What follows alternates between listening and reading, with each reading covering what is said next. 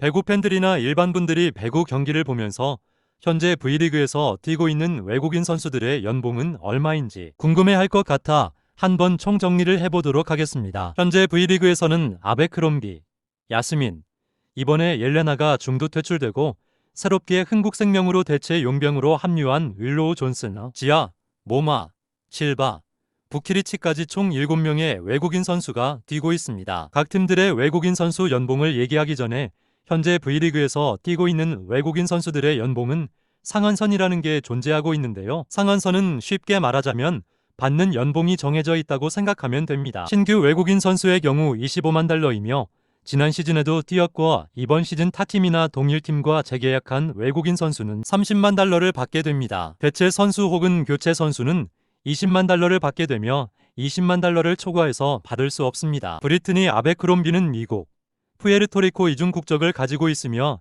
현재 푸에르토리코 국가대표로 활약하고 있다. 아베크롬비는 왼손잡이 아포짓 스파이커이며 신장 191cm다. 지난해 5월 튀르키예에서 열린 여자부 외국인 선수 트라이아웃 전체 1순위로 IBK 기업은행에 지명됐다. 아베크롬비는 퀵오픈 처리 능력이 좋은 편이고 후위 공격 시도도 많고 공격 성공률 또한 높은 편이기 때문에 후위 공격에 강점이 있는 선수이며 특히 서브가 가장 까다로운 선수다. 아베크롬비의 서브는 플로터 서브를 구사하고 있지만 타점을 잡고 눌러 찍는 플로터 서브이기 때문에 가장 서브를 받기 어려운 힘든 선수 중 한 명이다. 다만 아베크롬비 선수는 외국인 선수치고는 오픈 공격 성공률이 낮은 편이기도 한다. 아베크롬비는 이번 시즌부터 B리그에 새로 들어온 선수이기 때문에 연봉은 25만 달러를 받게 됩니다. 야스민 선수는 다들 아시다시피 지난 2021-2022 시즌부터 V리그에 처음 들어와 지난 시즌 중반까지 현대건설에서 뛰었다. 지난 시즌 중반에 허리 부상으로 팀을 떠나게 됐다가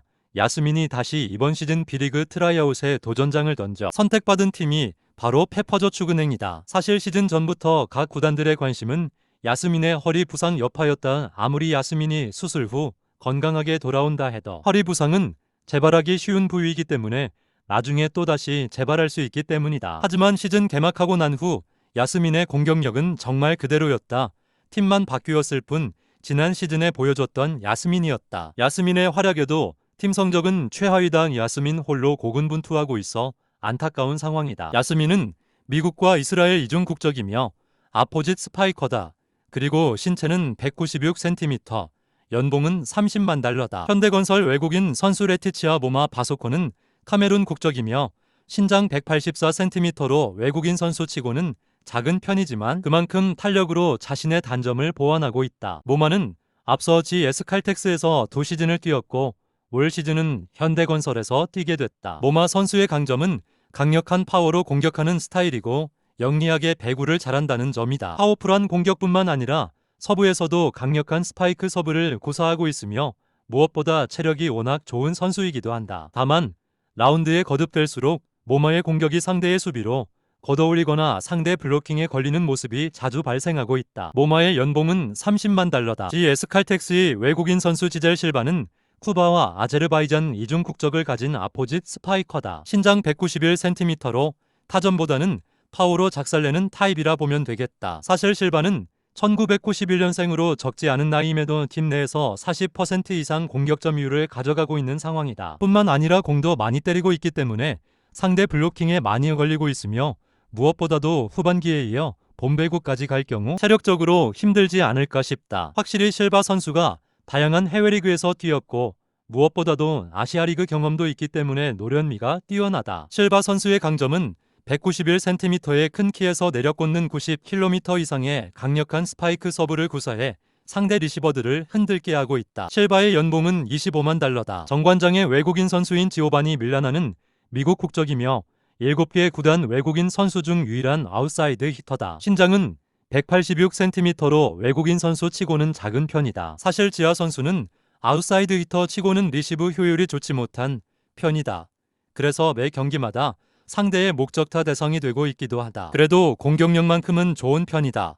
앞서 얘기했다시피 신장은 작지만 파워에서는 전혀 밀리지 않으며 무엇보다 수비에서 좋은 모습을 보여주고 있다는 한편 지아의 연봉은 25만 달러다. 한국도로공사 외국인 선수인 바냐 부키리치는 세르비아 국적이며 신장 198cm로 최장신이며 아포짓 스파이커다. 파워보다는 높은 타점에서 공격을 퍼붓는 공격 타입이라고 생각하시면 되겠습니다. 부키리치의 연봉은 25만 달러다. 부키리치를 보면 생각나는 선수가 있지 않나요? 바로 지난지 에스칼텍스에서 트래블의 주역인 러치를 떠오를 수 있다. 부키리치와 러치 이 두 선수는 얼굴도 비슷하고 신장도 크고 공격하는 폼조차도 비슷하다. 그리고 높은 타점으로 고공 폭격하는 것은 비슷하다. 윌로우 존슨은 미국 국적이며 신장이 191cm로 큰 편이다. 그리고 왼손잡이 아포짓 스파이커다. 그는 2020년 오레곤 대학교를 졸업한 후 2020-2021 시즌 튀르키예 니루페르 벨레디에스포를 거쳐 지난 2020년부터 미국 프로리그에서 아포짓으로 활동해 왔다. 사실 윌로우는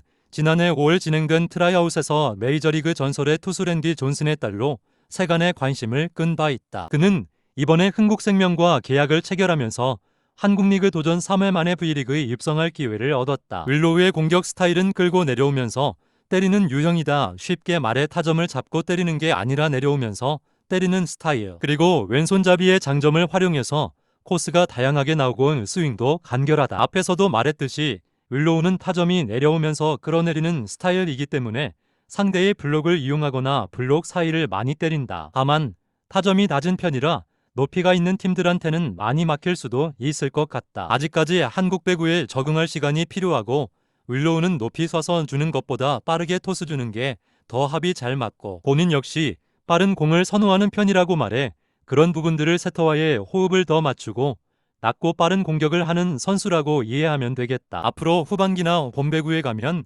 윌로우에 대한 분석이 들어가기 때문에 윌로우의 공격 루트가 다 파악되면서 더욱 더 힘들어질 수도 있다. 윌로우 존슨의 연봉은 20만 달러다. 우리나라 V리그에서 뛰는 여자부 외국인 선수의 연봉은 소득세가 모두 포함된 금액이기 때문에 실제 실수령액은 현저히 적어질 수밖에 없습니다. 현행 국내 근로소득세율에 따르면 3억부터 5억 원까지 받는 근로소득자는 40% 세금을 내야 합니다. 팀 절반 이상의 공격을 거의 책임지고 있는 외국인 선수인데 연봉이 적게 보일 수 있겠지만 V리그에 오는 외국인 선수들의 연봉은 결코 적은 게 아닙니다. V리그에 오는 외국인 선수의 연봉은 적당한 편이고 오히려 국내 선수들의 연봉이 지나치게 높은 편이기 때문에 적게 보이는 것뿐입니다. 사실 V리그에 오는 외국인 선수는 1부 리그 하위팀에서 뛰고 있거나 2부 리그 혹은 3부 리그에서 뛰고 있는 선수들이기 때문에 그들의 실력에 비례해 적당한 편이다. V리그가 몰빵 배구를 한다는 사실은 국내는 물론 해외에서도 너무 유명해서 외국인 선수들 사이에서 V리그에 가면